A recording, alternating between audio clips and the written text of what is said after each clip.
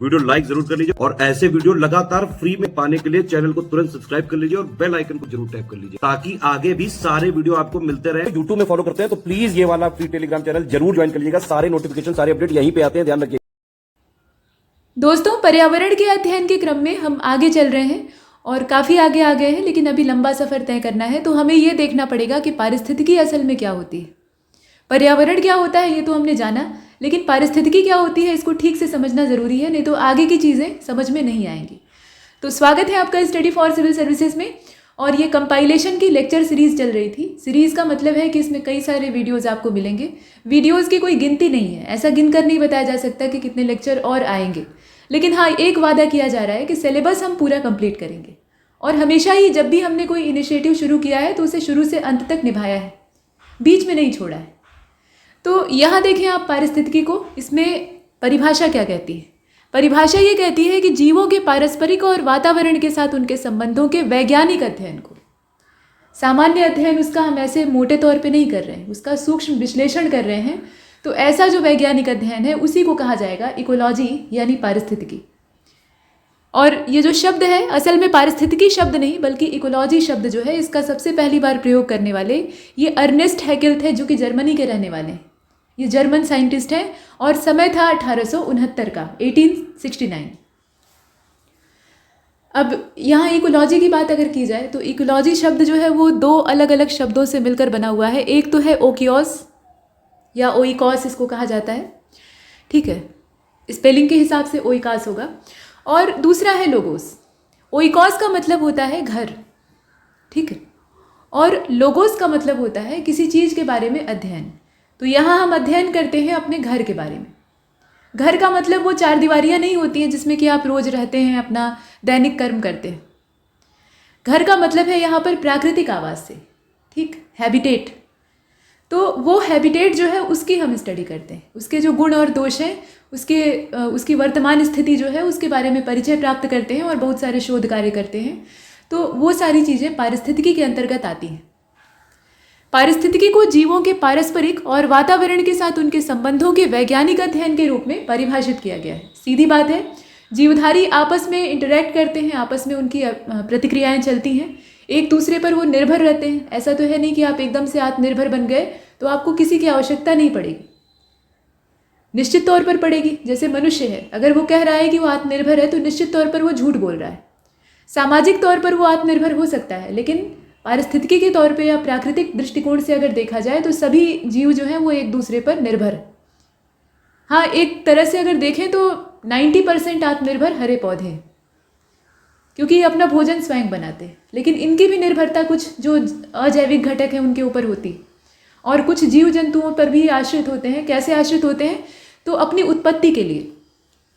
आप देखते हैं ना, वृक्षारोपण करने में चिड़ियों का कितना बड़ा योगदान होता है। वो सिर्फ एक एग्जाम्पल है आपके सामने। चिड़िया जो है वो फलों को खाती हैं, जो बीज होते हैं वो उनकी बीट के द्वारा बाहर निकलते हैं और फिर जमते हैं। जैसे पीपल के उगने की कहानी होती है, वैसे बहुत सारे बीजों को लगाने में तो चिड़ियों का योगदान होता है, ठीक है। तो ये एक व्यंग भी था और कहीं चुटकुला मैंने पढ़ा था कि जितने पेड़ हम लोग नहीं लगाते उससे ज़्यादा तो चिड़ियाएँ ही लगा लेती। तो सही बात है। फिलहाल यहाँ पर सभी जीव जो हैं वो एक दूसरे पर निर्भर है। निर्भरता जो है वो कभी ख़त्म नहीं होती, और अगर ख़त्म हो जाएगी तो ये तंत्र ही नष्ट हो जाएगा। तो इसीलिए कहा गया कि वातावरण के साथ इनका जो संबंध है उन सबको हम वैज्ञानिक ढंग से देखते हैं। और इसमें जीवों और पर्यावरण के जैविक और अजैविक घटकों के बीच में जो संबंध है उस पर बहुत ज़्यादा बल दिया जाता है। अब देखिएगा कि पारिस्थितिकी के अंतर्गत न केवल जीवों तथा उनके वातावरण के परस्पर संबंध का अध्ययन किया जाता है, बल्कि हम ये देखते हैं कि जीवों की कौन कौन सी प्रजातियां हैं, जीवों का समूह कैसा है, और कौन सा समूह कहाँ कौन से हैबिटेट में रहना पसंद करता है, किस जीव का नीश कौन सा है, ये सब हम जानने का प्रयास करते हैं। मतलब सूक्ष्म विश्लेषण में सब कुछ आता है। तो हम पढ़ते हैं पारिस्थितिकी के बारे में। आइए देखते हैं पारिस्थितिकी संगठन के जो स्तर हैं वो कौन कौन से। तो स्तर जो है वो हमेशा छोटी चीज़ से शुरू होता है। किसी भी चीज़ को अगर आपको, किसी बड़ी चीज़ को अगर आपको बेहतर समझना है तो पहले आप उसका एक छोटा सा बिंदु लेते हैं, एक सैंपल लेते हैं, ठीक। जैसे कोई बड़ा प्रयोग हो रहा है तो उसका एक सैंपल पहले टेस्ट किया जाता है कहीं भी, और उसके बाद ये निष्कर्ष निकाला जाता है कि वो प्रयोग के लायक है या नहीं। तो वैसे ही यहाँ भी एक सैंपल लिया जाता है, और सैंपल होता है व्यष्टि, अर्थात एक जीव, ठीक। ये अध्ययन की मूल इकाई होती है। और फिर ऐसे ही बहुत सारे जीवों का समूह जो कि एक निश्चित क्षेत्र में रहा करता है, और निश्चित क्षेत्र में रहेगा, एक जैसे मिलते जुलते हैं तो एक दूसरे से संबंधित होंगे, इसमें कोई संदेह है नहीं।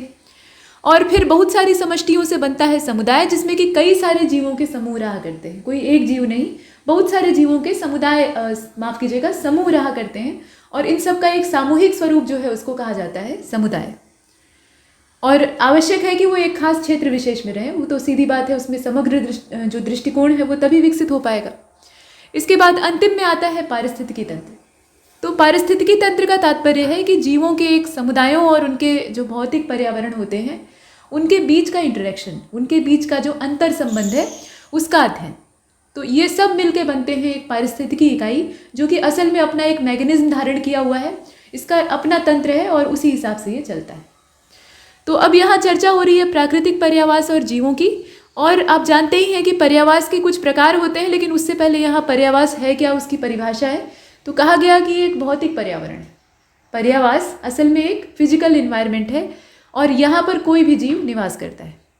पर्यावास की अंग्रेजी हैबिटेट। प्रत्येक जीव को अपनी उत्तरजीविता के लिए विशिष्ट वस्तुओं की आवश्यकता होती है, मतलब हर जीव को जीवन जीने के लिए कुछ खास चीज़ों की ज़रूरत होती है, आप जानते ही हैं। यह जीव उस स्थान पर रहता है जहाँ पर्यावरण, मतलब जहाँ का पर्यावरण उनकी इन ज़रूरतों को पूरा करता है। जैसे हाथी का यहाँ एग्जाम्पल लिया गया है, वेल का लिया गया है, या किसी भी जीव का आप ले सकते हैं। जीवन जीने के लिए जहाँ अनुकूल दशा होगी वहीं पर वो पाया जाएगा। हाथी को चाहिए होता है खाने के लिए खूब सारा भोजन, यानी हरे भरे जो पेड़ हैं, पत्ते हैं, टहनियाँ हैं, उनको ये खाता है, और पीने के लिए ढेर सारा पानी, नहाने के लिए ढेर सारा पानी। तो ऐसी जो जगह है उसे जहाँ मिलेगी वही उसका हैबिटेट हो जाएगा।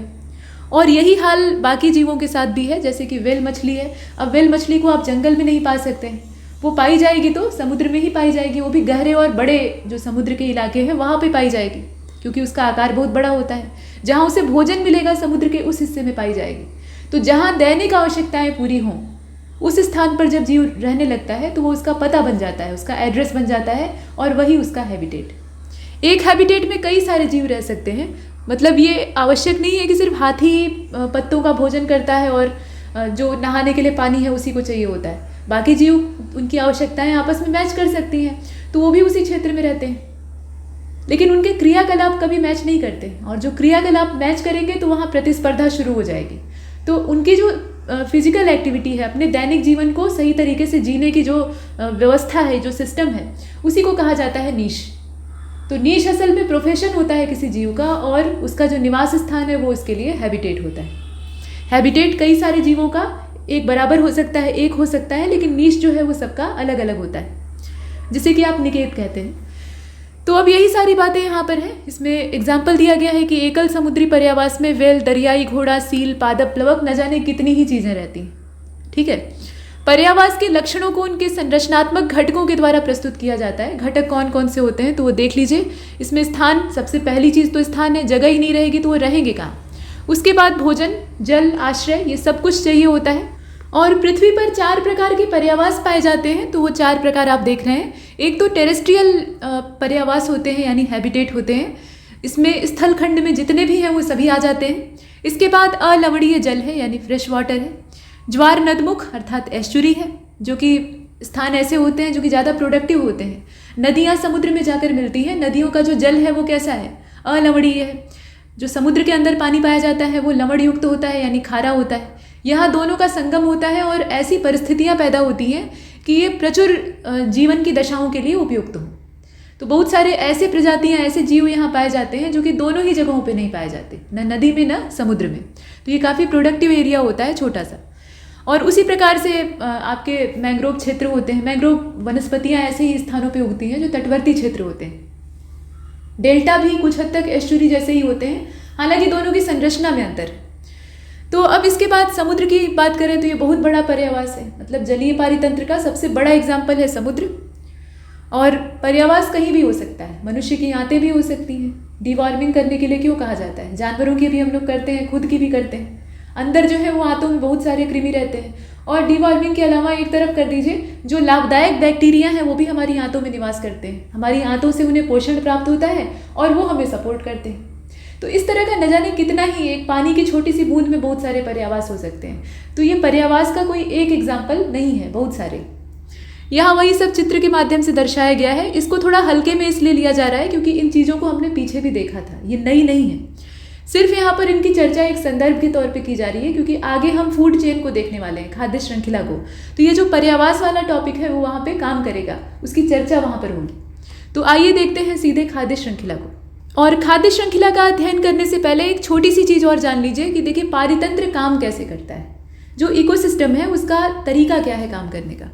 तो खाद्य श्रृंखला में ऊर्जा का प्रवाह, ये पहला इसका तरीका होता है जिसके माध्यम से ये सभी जीवों तक ऊर्जा पहुँचाने का काम करता है। इसके बाद पोषकों का चक्रण, जो पोषक पदार्थ हैं वो नपे तुले हैं, प्रकृति में ऐसा नहीं है कि वो बेहिसाब कहीं से आ रहे हैं, जो है उन्हीं का पुनर्चक्रण, रिसाइकलिंग चलती रहती है। तो वो भूजैव रासायनिक चक्र के रूप में पढ़ा जाता है, उसको भी हम देखेंगे, बायोजियोकेमिकल साइकिल। और साथ में पारिस्थितिकी अनुक्रम, पारिस्थितिकी जो है उसका विकास, मतलब पारितंत्र का विकास कैसे होता है, किस क्रम में होता है, और समस्थापन संतंत्रिका क्या होती है, पुनर्भरण कैसे होता है, ठीक है। ये रिफिल रिचार्ज का जो काम है ये कैसे चलता है। सिर्फ ऐसा नहीं है कि हम अपने मोबाइल में रिचार्ज करवाते हैं या फिर कोई वॉलेट रिचार्ज करते हैं, प्रकृति भी रिचार्ज करती है, ये अपने संसाधनों को रिफिल करती है। तो उसके क्या तौर तरीके हैं वो सब हम आगे देखने वाले हैं। सबसे पहले हम सिस्टम को समझना शुरू करते हैं। तो सिस्टम को समझने की शुरुआत होती है खाद्य श्रृंखला से, फूड चेन। और फूड चेन का मतलब आप जानते हैं, चेन मतलब होता है जंजीर, और जंजीर की जो कड़ियाँ हैं वो आपस में ऐसे संबद्ध होती हैं। एक बीच में से तोड़ दीजिए तो पूरी जो चेन है यानी जंजीर वो डिस्टर्ब हो जाएगी। तो वही हाल यहाँ खाद्य श्रृंखला में भी होता है। सारे जीव एक दूसरे के ऊपर निर्भर है, ये बात पहले ही कही जा चुकी है। एक हैबिटेट में रहने वाले जितने जीव हैं, यहाँ हैबिटेट शब्द का इस्तेमाल किया जा रहा है, पीछे वाला संदर्भ लिया गया है, इसीलिए उसको रिवाइज किया गया था। तो हैबिटेट में भी मतलब एक हैबिटेट मान लीजिए जंगल है, घना जंगल, तो वहाँ रहने वाले कई सारे जीव हो सकते हैं, हिरण हो सकता है, भालू हो सकता है, शेर हो सकता है, हाथी हो सकता है, मतलब जितने जीवों की आवश्यकता वहाँ से पूरी होती है वो सभी वहाँ रह सकते हैं। शेर भी रहेगा क्योंकि उसे अन्य जीवों का भोजन प्राप्त हो जाएगा, मतलब उन्हें खा के वो अपना पेट भर लेगा। तो कहने का मतलब ये है कि उत्पादक से लेकर उपभोक्ताओं की जितनी श्रृंखलाएं हैं वो घने जंगल में यानी एक हैबिटेट में पाई जा सकती हैं। अब इनकी एक दूसरे पर निर्भरता होती है, ऐसा नहीं है कि ये एक दूसरे से एकदम अलग होते हैं। जैसे कि हिरण जो है वो हरे पौधों और घासों पर आश्रित है, और शेर जो है वो हिरण पर आश्रित है। हाथी ये सभी के लिए काम करते हैं, ये पेड़ों को उखाड़ते हैं, जो जंगल में अनावश्यक उगी हुई झाड़ियाँ हैं उनको नष्ट करते हैं। ये रास्ता बनाने का काम करते हैं, जंगल को सुगम बनाते हैं ताकि बाकी जीव, और इसके अलावा ये अपना भोजन प्राप्त करने के लिए बड़े बड़े जो पेड़ हैं उनकी टहनियों को नीचे झुकाकर खाते हैं। तो टहनियाँ नीचे झुक जाती हैं तो वो पत्तियाँ बाकी जीवों को भी उपलब्ध हो जाती हैं। तो इस तरह के बहुत सारे इनके योगदान हैं, तो सब एक दूसरे पर निर्भर है। यहाँ हम खाद्य श्रृंखला को थोड़ा सा सरल तरीके से समझेंगे। सरल तरीका ये है कि यहाँ खाद्य श्रृंखला में यानी इस सिस्टम में प्रत्येक जीव एक दूसरे को खाता है। निर्भरता का यही मतलब, निर्भरता का ये मतलब नहीं है कि किसी से दूध मांग लिया और किसी से चीनी मांग ली और चाय बना ली, ये निर्भरता नहीं है। किसी को जान से मारकर खा लेना और अपना पेट भर लेना, फिर आपको भी कोई दूसरा खा ले, यही खाद्य श्रृंखला में चलता है और ये प्रकृति है। तो इसका तरीका थोड़ा जंगली प्रवृत्ति का होता है, जंगल ही प्रकृति है, आप जानते ही हैं। तो यहाँ देखिए, जीवों को खाने और स्वतः खिलाए जाने का जो खाद्य क्रम है यानी श्रृंखला है, उसको हम फूड चेन कहते हैं। एग्जाम्पल यहाँ घास भूमि का लिया गया है। ग्रासलैंड का जो इकोसिस्टम होता है वहाँ पे फूड चेन कुछ इस तरीके से होती है। पहले तो हरी घासें होती हैं, ग्रासलैंड है यानी वहाँ पे पेड़ छिटपुट ही पाए जाएंगे, बहुत सघन वृक्ष नहीं पाए जाएंगे। घास जो है वो दूर दूर तक फैली होंगी। तो चरने वाले जीव वहाँ पर मिल सकते हैं, तो वो चरने वाला भी एक फूड चेन का डेवलपमेंट हो सकता है। यहाँ छोटा एग्जाम्पल है घास को खाने वाला छोटा टिड्डा, जैसे कि गांव में राम जी का सुग्गा कहा जाता है, प्रेइंग मैटिस इत्यादि जो टिड्डे होते हैं हरे हरे, तो वो हरा भरा टिड्डा जो है वो घास खाता है, घास के तिनकों से अपना पेट भरता है। और फिर मेढक को भूख लगती है तो टिड्डा खा जाता है। अब सांप को अगर भोजन कोई और नहीं मिलता है, वैसे तो ये चिड़ियों के अंडे और तमाम चीज़ें खाना पसंद करता है, लेकिन अगर उसे किसी भी तरह से भोजन नहीं प्राप्त होता है तो मजबूर होकर वो मेढक को खाता है। जब तक मजबूरी ना हो, एकदम भूखे मरने की नौबत ना हो, तब तक सांप मेढक को नहीं खाता क्योंकि इसका टेस्ट अच्छा नहीं होता। तो ये मेढक को खा लिया। अब इसके बाद सांप को उठा ले गया बाज या मोर या चील, कोई भी। तो ये कंडीशन है, मतलब ये आपकी खाद्य श्रृंखला है। इसमें शुरुआत होती है उत्पादकों से, और उत्पादक इसमें हरी घासें हैं।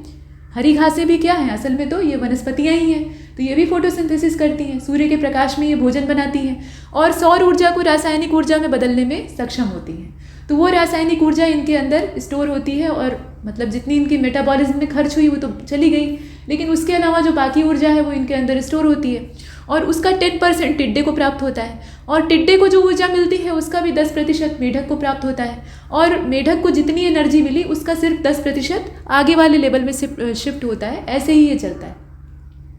तो एक समय ऐसा आता है कि ऊर्जा जाकर अंतिम में शून्य हो जाती है और वहाँ पर सारी प्रक्रिया रुक जाती है। इसीलिए जो खाद्य श्रृंखलाएं हैं वो अनलिमिटेड नहीं होती है। ऐसे तो हम कड़ियाँ जोड़ते जाएंगे तो बहुत लंबी सीरीज बन जाएगी, लेकिन ये चौथे या पाँचवें ट्रॉपिक लेवल तक ही सीमित हो जाती हैं, जैसी जहाँ पे परिस्थिति है, क्योंकि ऊर्जा का प्रवाह एक दिशीय है और ऊर्जा की यहाँ पे खपत बहुत ज़्यादा है। ऊर्जा पिरामिड जब आप देखेंगे आगे, एनर्जी पिरामिड, तो उसमें देखेंगे कि ऊर्जा प्रत्येक क्रम में कितनी ज़्यादा नष्ट हो रही है। अब नष्ट शब्द यहाँ नहीं इस्तेमाल करना चाहिए। ऊर्जा को न तो उत्पन्न किया जा सकता है न नष्ट किया जा सकता है, बेहतर आप जानते हैं। तो यहाँ होता यह है कि स्थानांतरण हो जाता है। रासायनिक ऊर्जा ही सिर्फ नहीं रह जाती है। जब एक ट्रॉपिक लेवल से दूसरे ट्रॉपिक लेवल में या किसी जीव के उपापचय में उसका विलय होता है तो वहाँ से हीट एनर्जी के रूप में वो बाहर हो जाती है और वो उस फूड चेन से जुड़ी नहीं रह पाती। तो इस वजह से ऊर्जा बाहर निकल गई तो उतना हिस्सा नष्ट हो गया, सिर्फ 10% आगे वाले लेवल में शिफ्ट हुआ। यही बात है, और उतना ही पर्याप्त होता है। मजे की बात यह है कि सूर्य का प्रकाश ही पूरी तरह से, मतलब 100% उसका रेडिएशन पृथ्वी तक तो आता नहीं है, पहुंचने में बहुत समय लगता है, 8 मिनट लग जाता है। दूसरी बात यह है कि पृथ्वी के चारों ओर सघन गैसों का आवरण है, तो वहाँ से छनते छनते अंदर आने में काफ़ी ज़्यादा सूर्य का प्रकाश और ऊर्जा जो है वो बर्बाद होती है, और जो पहुँचती है उसका भी सिर्फ 2 से 5% या 10% तक पेड़ का जैसा आकार है उसके हिसाब से हरे पौधे यूटिलाइज कर पाते हैं। और ये जो ऊर्जा है, जितनी यहाँ पे सोलर एनर्जी 2 से 10% के बीच में यूटिलाइज की गई हरे पौधों के द्वारा, वही असल में इस्तेमाल होती है। तो आप समझ रहे हैं कि ऊर्जा का कितना छोटा अमाउंट शुरू से ही रहा है और वो क्रमशः कम होता जाता है। तो ये मामला है। और वही चीज़ नीचे बताई गई, खाद्य श्रृंखला में प्रत्येक सोपान जो है वो पोषण स्तर कहलाता है।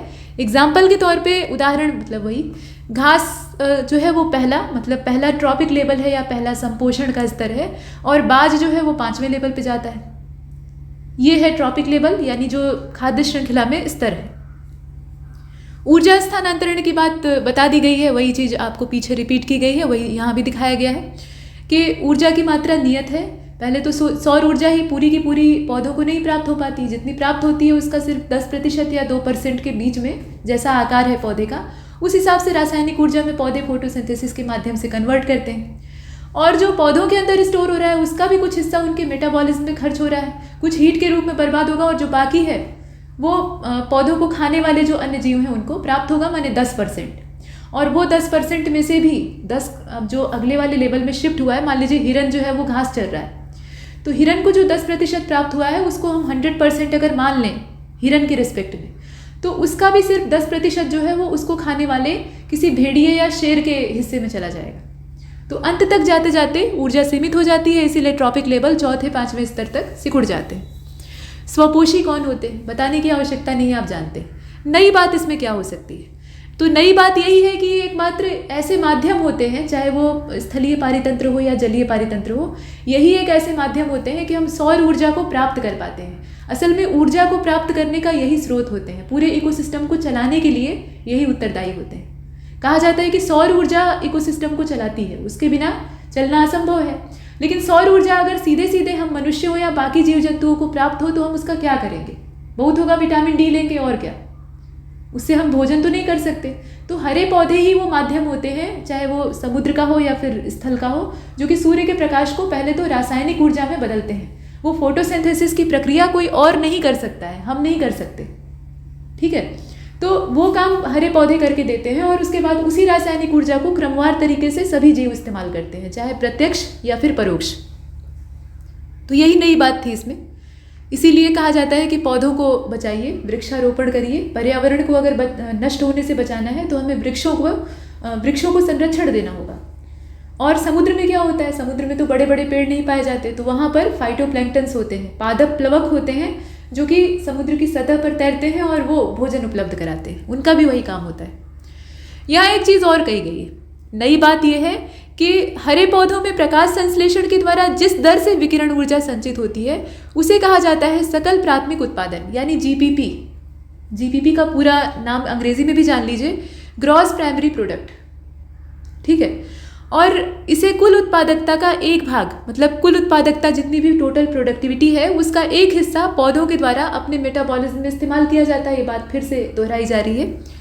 और जो बचा हुआ हिस्सा होता है, बचा हुआ हिस्सा पौधे के द्वारा नेट प्राथमिक उत्पादन यानी जो NPP है, नेट प्राइमरी प्रोडक्ट, उसके रूप में संचित किया जाता है। माने एक हिस्सा जो है वो तो अपने खाने खर्चे के लिए इस्तेमाल कर लिया, बाकी जो है वो उसके अंदर स्टोर हो रहा है।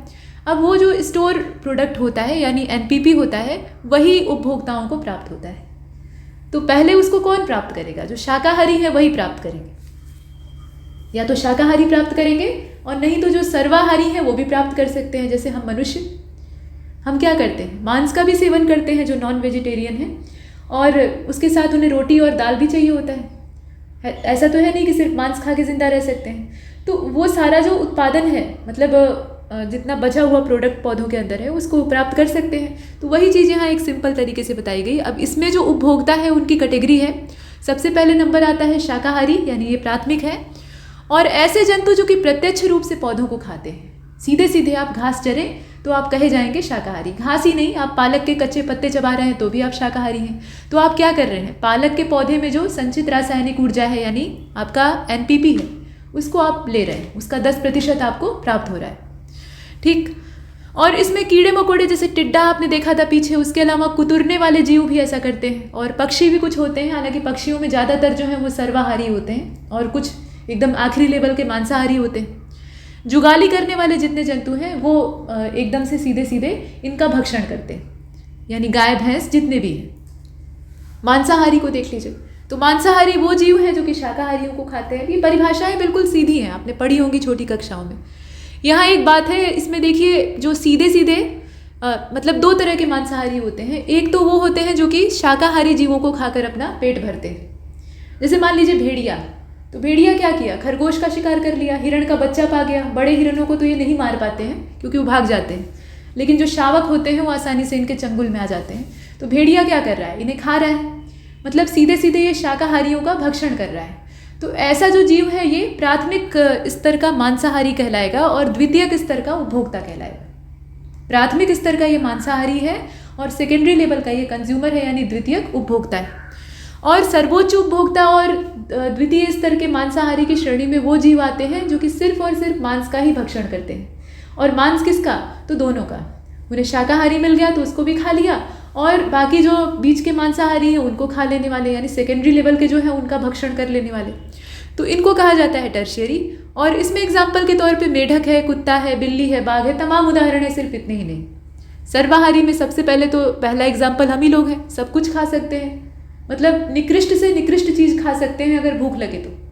ये हकीकत है। आपने सुना होगा बहुत सी लड़ाइयाँ अपनी दुनिया में लड़ी गई हैं, सिर्फ एक देश की बात नहीं है, पूरे विश्व में लड़ी गई हैं। दुनिया तो आधे समय लड़ने झगड़ने में ही व्यस्त रही, तो लड़ाइयों में जब भोजन का अकाल पड़ता था तो लोग लाशों को खाने के लिए मजबूर हो जाते थे। ये भी कहीं कहीं देखा गया है। तो मतलब यह है कि मनुष्य कुछ भी खा सकता है। ठीक, खाने के लिए अच्छे से अच्छा रेस्टोरेंट जो होता है वहाँ जाके खा सकता है, रेस्टोरेंट में जाके खा सकता है, और एकदम सड़ी गली चीज़ भी खा सकता है। आपने देखा होगा जो झुग्गी बस्ती में रहने वाले एकदम विपन्न लोग हैं, बेसहारा हैं, वो नाली में से निकालकर फल और तमाम जो फूड प्रोडक्ट हैं उनको खाने के लिए मजबूर होते हैं, और उनकी इम्यूनिटी इतनी अच्छी होती है, उनका जो सर्वाइवल रेट है वो इतना बढ़िया होता है कि उन्हें कुछ नहीं होता। ये भी बात है। तो कहने का मतलब ये कि मनुष्य सर्वाहारी है, और इसके साथ साथ सुअर, भालू, ये सब जो है ये सर्वाहारी है। भालू जो है ये शहद भी खाता है और दीमक भी खा लेता है। कोई जीव ऐसे मिले तो उसको मार के भी खा लेगा, मनुष्य को भी मार सकता है, सीधी बात है। तो सर्वाहारी में ये ऑम्निवोरस में सब कुछ आते हैं। इसके बाद अपघटक, सब लोग खाकर अपना रायता फैलाएंगे यानी कचरा फैलाएंगे और खुद भी मरेंगे तो सड़ेंगे, तो प्रकृति तो पूरी तरह से प्रदूषित हो जाएगी। तो इस कंडीशन में ये सफाई कर्मी होते हैं, डिकम्पोजर, ये साफ सफाई रखने का काम करते हैं। प्रकृति के अंदर सारी व्यवस्था है। गांधी जी ठीक कहा करते थे कि प्रकृति मनुष्य की हर आवश्यकता को पूरी कर सकती है, बस उसके लालच को पूरा नहीं कर सकती, और आज के समय में लालच पूरा करने पर ही ज़्यादा जोर। तो अपघटक, डिकम्पोजर, देखिए कि यह प्रत्येक पोषण स्तर में जीवों के जो मृत अवशेष हैं या उनके जो अपशिष्ट पदार्थ हैं उन दोनों का भक्षण करते हैं। मूल रूप से ये बैक्टीरिया और कवक होते हैं, यानी जीवाणु और कवक होते हैं, जो कि विशेष प्रकार के एंजाइमों को उस जो सड़े गले पदार्थ होते हैं, यानी डेट्राइटस होता है, उसके ऊपर रिलीज करते हैं और उसके बाद उन्हें सरल अणुओं में तोड़ने का काम करते हैं। उससे अपना फायदा ले लेते हैं, यानी अपना पोषण ले लेते हैं, और बाकी जो है वो सरल अणुओं में टूट के प्रकृति में फिर से पुनर्चक्रित हो जाता है। तो ये पुनर्चक्रण की प्रक्रिया है। चलिए आगे चलते हैं। यहाँ जो मामला है, अब यहाँ से हम फिर से खाद्य श्रृंखलाओं पर आ गए हैं, और यहाँ ये देखना है कि खाद्य श्रृंखला कितने प्रकार की होती है। तो 2 प्रकार की होती है, आप जानते ही, एक तो चारागाह वाली होती है। अब चारागाह में सब कुछ आ जाता है, जंगल इत्यादि को भी इसी में जोड़ जाड़ कर देखा जाता है। और दूसरी होती है अपर्ध। तो चारागाह वाली खाद्य श्रृंखला में शुरुआत होती है या तो घासों से या फिर हरे पौधों से, जैसा इकोसिस्टम है उसके हिसाब से। और यहाँ पर आप जानते हैं कि उत्पादक जो है वो हरे पौधे होते हैं, बाकी उपभोक्ताओं की श्रृंखला आपने पीछे देखी ही थी। यहाँ वही नमूना चित्र के माध्यम से दर्शा दिया गया है। सूर्य के प्रकाश से ऊर्जा प्राप्त हो रही है, घासें प्रकाश संश्लेषण कर रही हैं, अपना मेटाबॉलिज्म दुरुस्त कर रही हैं और रासायनिक ऊर्जा को अपने अंदर, यानी जो NPP है उसको अपने अंदर संचित कर रही है। टिड्डा इनको खा रहा है, 10% इसको मिल जा रहा है। मेढक को भूख लगी, इसको चबा गया, तो उसके बाद क्या है, टिड्डे के अंदर जितनी एनर्जी रासायनिक ऊर्जा स्टोर थी उसका 10% मेढक को मिल गया। सांप को कुछ नहीं मिल रहा है तो बेचारा मजबूर होकर इसको खा रहा है, तो नतीजा क्या हुआ, इसका भी 10% इसको मिल गया। अंत में बाज सांप को उठा ले गया कि चलो मेरे साथ ठीक है। तो ऐसी कंडीशन में क्या हुआ, जो सांप के पास एनर्जी, मतलब केमिकल एनर्जी स्टोर थी, उसका 10% सांप को प्राप्त हो गया, माफ कीजिएगा बाज को प्राप्त हो गया। और बाज मर गया तो फिर उसके बाद क्या होगा, बाज और सांप जो है, ऐसा तो है नहीं कि जितनी सांपों की आबादी है सबको बाज उठा ले जाएगा, ये संभव है नहीं।